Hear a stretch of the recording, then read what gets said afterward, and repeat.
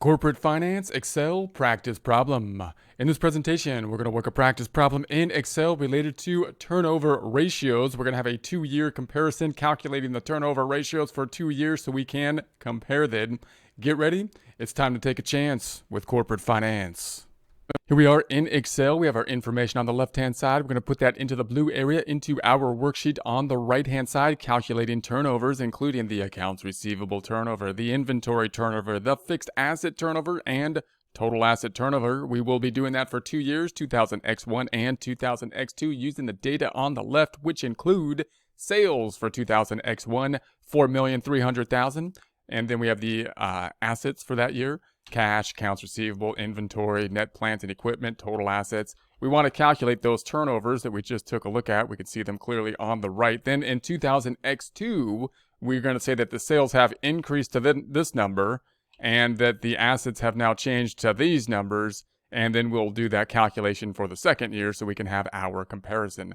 Okay, so the accounts receivable turnover. Accounts receivable turnover is going to be calculated as sales or revenue, top line of the income statement, and that is going to be equal to the 4,300,000. I'm going to go all the way through 2000X1 first, and then we'll go back and redo the same thing for 2000X2. Then we're going to compare that to the accounts receivable.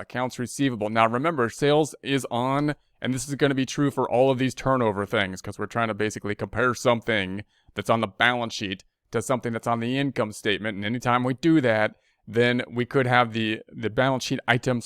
We could say, hey, should we do some kind of average?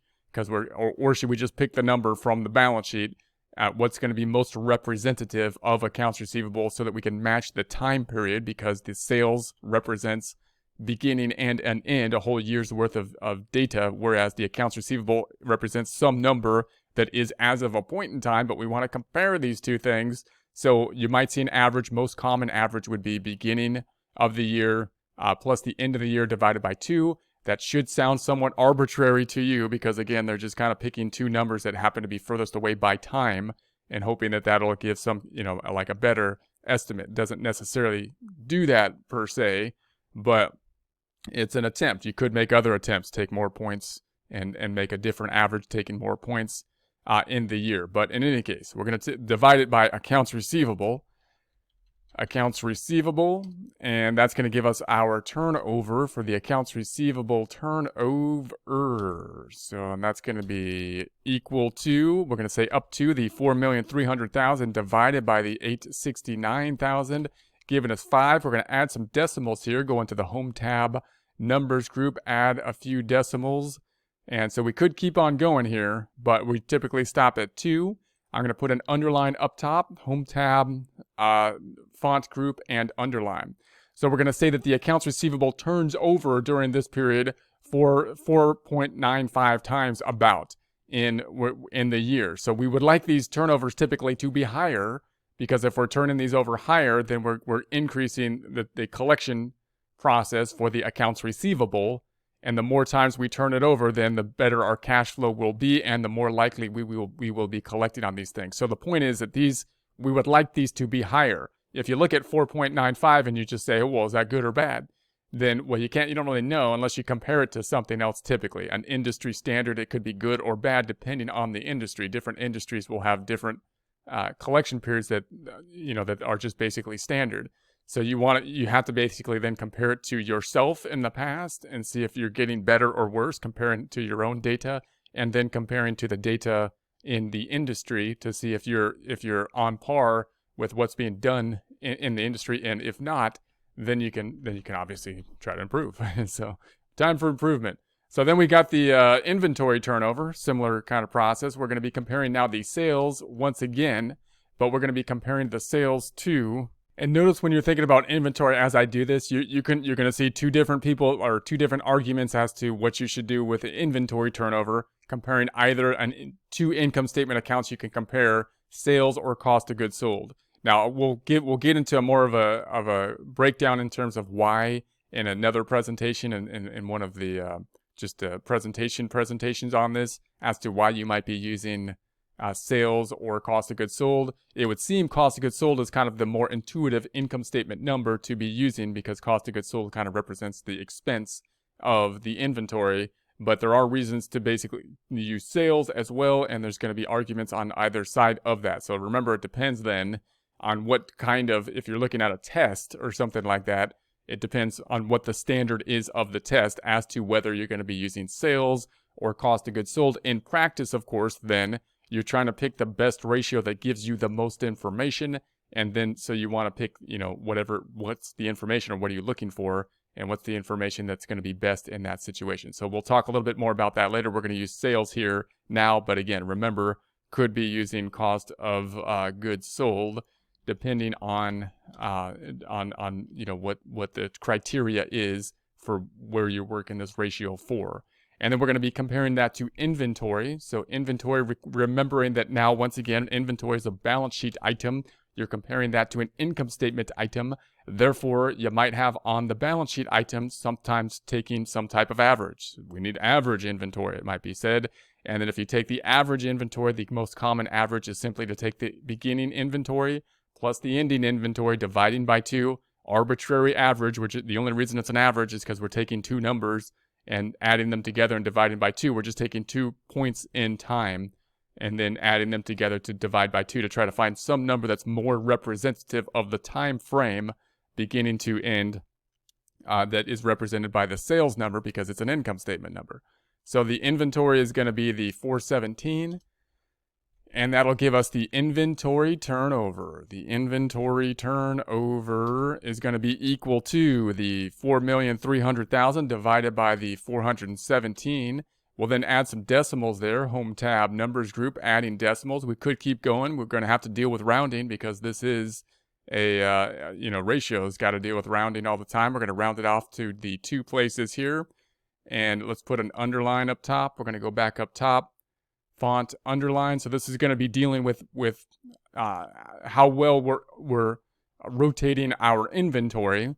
And again, we would like this to be higher because the faster we're rotating the inventory, the better. We want to keep circulating the inventory through. So we would like the turnover ratio to be a higher ratio. Is 10 good or bad? Again, it kind of depends on the industry standard. You're going to compare last year to this year. You're going to compare yourself to other industries, and then you're going to take into consideration particular things that might be going on that would affect a particular ratio. Okay, so then we're going to look at the fixed asset turnover. So fixed asset turnover will then be, we will once again pick up the sales item, income statement, top line number, sales item, and that's going to be the 4,300,000, 4,300,000. Remember, when it says sales, also you might see something that says net sales when you pick up the sales line. And that's net of basically contra sales accounts. So don't confuse that with like a net income or something. It's not net income. It's basically the sales line net of like contra accounts, like an allowance or like returns and allowance or discounts, right? Returns and allowance or discounts can act kind of like expenses, but they're really contra sale accounts kind of thing. So so just remember, if you see net sales, don't confuse that with net income. That's going to be the bottom line sales line number after you take into consider contra sales accounts like discounts and returns and allowances. Okay, so then we're going to pick up the net plant and equipment. So plant and equipment are the depreciable assets. These are going to be on the balance sheet. We're trying to see how efficiently we're using our plant and equipment with this turnover ratio. So we're plant and equipment, also called depreciable assets, things like building equipment, that kind of stuff. That's going to be depreciable when we say it's net, meaning it's net of the accumulated depreciation. Because remember that this stuff we put on the books at cost, because when we buy them, whether we pay cash or not, we're going to put them on the books at cost as an asset because they're going to be benefiting the future periods. Then we will depreciate them over time. And when we depreciate them, we will record that depreciation with accumulated depreciation on the balance sheet. So when we say net plant and equipment, we're talking net of the accumulated depreciation, meaning you're taking the cost minus the accumulated depreciation. That's going to be then the 517. Those two items might be on a balance sheet kind of broken out separately. So you'll have to take the book value, which is to take the cost minus the accumulated depreciation. Okay, so we divide these out, the 4.3 divided by the 518. Let's add some decimals. Home tab, we're going to go to the font group, add a few decimals. Again, it could go on some point, but we're going to have to stop it somewhere. That's going to be 8.32. Let's keep it there. This is going to be the fixed asset turnover, so we'll pick that up as the fixed asset turnover. Once again, we would like, this is how efficiently we're using our fixed assets, so we would like this to be a higher, the higher the better. So then we're going to go to the Home tab, Font, and then Underline. And then we'll take a look at the total asset turnover. So total asset turnover, once again comparing the sales item. So we're going to compare sales, top line of the income statement again, the performance line, and we'll be comparing that too. And then we're going to be taking the total assets. So we're going to say total assets. Pick it up, the total assets. And that is going to be equal to the 1,973,000. We're going to divide this out. So we'll divide this out. And remember, again, we're comparing a income statement item and a balance sheet item. So you might see this calculated as average total assets, average, which would be most commonly calculated as taking the beginning of the year plus the end of the year total assets divided by 2. Let's put an underline on this first. We'll underline it here. Then we're going to be saying this is going to be equal to the 4,303 divided by the 197.3. And then let's add some decimals. Go into the Home tab, Numbers group, adding a couple decimals. And that's going to be the total asset turnover, measuring the efficiency of the total assets. Once again, the higher the number, the better on these turnover ratios. Is that good? 2.18? Well, it depends. We'll have to compare it to the prior period, to ourselves, and to the industry standards. All right, let's just do the same thing now for 2000x2, picking up the data for 2000x2. So back to the accounts receivable turnover. We're going to say that this will be equal to the sales for 2000x2, which is going to be the 5,200,000. And then we will pick up the accounts receivable for 2000x2 being the 937,000. Dividing those out, this will be equal to the item above, the 5,200,000 divided by up 1, the 937. So we have 6 here. Now I'm gonna copy the formatting of these two cells now in order to work on our Excel skills to get the underline and the decimals. So we'll go to the Home tab, Clipboard. We're gonna go to the Paintbrush. And then we'll pick these two items, and there we have it. So 5.55 times. If we see the comparison, we see an increase in the accounts receivable turnover. That's good. We want these things to be higher. We want to be turning over the receivables more times. That means our cash flow will be better because we're collecting sooner on the receivables. It'll probably increase also the amount of the receivables we will collect on, because the longer receivables are outstanding, the likelihood of us being able to collect on them typically declines. Then we're going to go down to the next one, inventory turnover.